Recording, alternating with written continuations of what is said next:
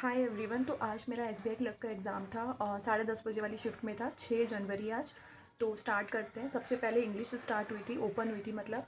और उसमें आरसी था जो कि मुझे काफ़ी थोड़ा सा टफ़ लगा था। और मतलब डायरेक्ट क्वेश्चन नहीं थे उसके। उसमें एंटोनियम था, सिनोनियम था, आरसी में एक फिलर भी था।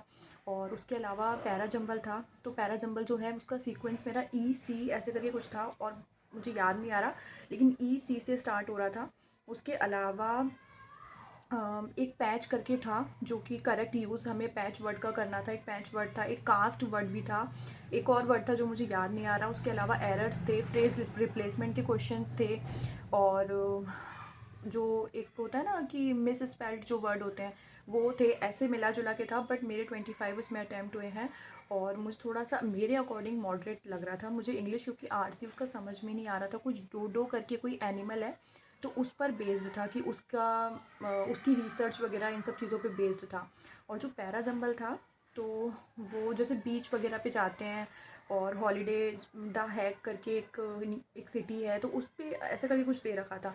पूरा मुझे ढंग से याद नहीं। उसके बाद खुला था मैथ्स। तो मैथ्स में मेरे 28 अटैम्प्ट हुए हैं। कहीं ना कहीं मुझे ऐसा फील हो रहा है कि मैथ्स में मेरे थोड़े कम अटैम्प्ट हैं। 30 के अराउंड में कर सकती थी। क्योंकि उसमें एक कैसलेट था जो कि 3 नंबर में था। तो वो बहुत ईज़ी था, बहुत ईज़िली बन भी गया था। और उसके अलावा जो बार ग्राफ होता है, लाइन ग्राफ होता है, तो उसमें क्या था, 3 क्वेश्चन डुएबल थे, 2 क्वेश्चन थोड़े से बहुत ऐसे दे रखे थे कि टाइम टेकिंग थे, तो वो मैंने 2 छोड़ दिए थे। उसके अलावा सिंप्लीफिकेशन के 12-13 क्वेश्चंस थे। और मिसिंग नंबर सीरीज़ थी। और उसके अलावा तो अर्थमेटिक थी। तो ऐसे मैंने अटैम्प्ट किए। एक क्वेश्चन जो था उसमें काफ़ी ज़्यादा मैं कैलकुलेशन में फंस गई थी। आई थिंक वो किसी अर्थमेटिक का ही कोई क्वेश्चन था। तो अगर शायद उसमें नहीं फंसती तो मेरे 30 तक अटैम्प्ट चले जाते, क्योंकि हो जाते आराम से, बट 28 ही हो पाए। उसके बाद रीजनिंग था जो कि मुझे इंग्लिश से और मैथ्स दोनों से थोड़ा ईजियर साइड पे लगा। और इंग्लिश में जैसे स्लॉग्स थे, इनइक्वालिटी थी, पजल्स बहुत इजी इजी दे रखी थी। तीन अ, 3 नंबर में एक पजल थी अनसर्टेन वाली, तो वो मैंने अटैम्प्ट की। उसमें आंसर है मेरा 15 आ रहा था। और एक पेयर का क्वेश्चन था जिसमें 2 पेयर मेरे बन रहे थे। और पज़ल मतलब ईज़ी बन जा रही थी। जैसे एक स्क्वायर बेस पज़ल थी और एक मंथ बेस पज़ल थी। तो मैंने सिर्फ एक क्वेश्चन छोड़ा है उसमें जो मीनिंगफुल वर्ड वाला है, वो वाला, क्योंकि उसमें मैं हमेशा डाउट में रहती हूँ। इसलिए मैं 34 अटैम्प्ट हुए हैं। ओवरऑल मेरे 87 अटैम्प्ट हुए हैं। और मुझे ऐसा फ़ील हो रहा है कि थोड़ा सा मैथ्स में मैं ज़्यादा कर सकती थी, बट हो नहीं पाया। 28 पे ही अटक गया। 30 के अराउंड आराम से हो सकते थे, बट मेरा नहीं हो पाया।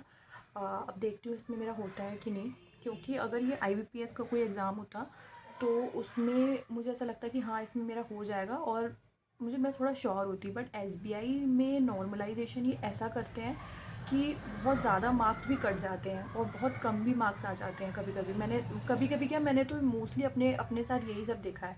एसबीआई पीओ में भी ऐसे ही हुआ था मेरे साथ।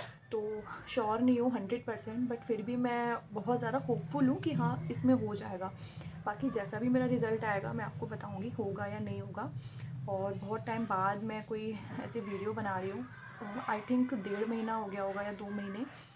बहुत सारी चीज़ें हैं जो बतानी हैं, बट ठीक है, अभी ये कोई वीडियो में सही टाइम नहीं है इसको बताने का। सॉरी बहुत ज़्यादा आवाज़ आ रही होगी। तो इसको कभी किसी और वीडियो में शेयर किया जाएगा। अभी ये रिव्यू वीडियो है। तो और आगे जिसका भी एग्ज़ाम है, तो बस ऐसा है कि अगर मॉक टेस्ट में मार्क्स कम भी आ रहे हैं तो कोई इशू नहीं है, क्योंकि एग्ज़ाम अलग होता है हमारा और मॉक टेस्ट काफ़ी अलग होता है। कम भी आ रहे हैं तो कोई बात नहीं है, आराम से जाना अच्छे से और बहुत ज़्यादा कॉन्फिडेंट होके जाना, तो एग्ज़ाम अच्छा जाएगा, डरना मत। बस यही था। बाय। किसी और वीडियो में मिलूँगी अब। Bye bye.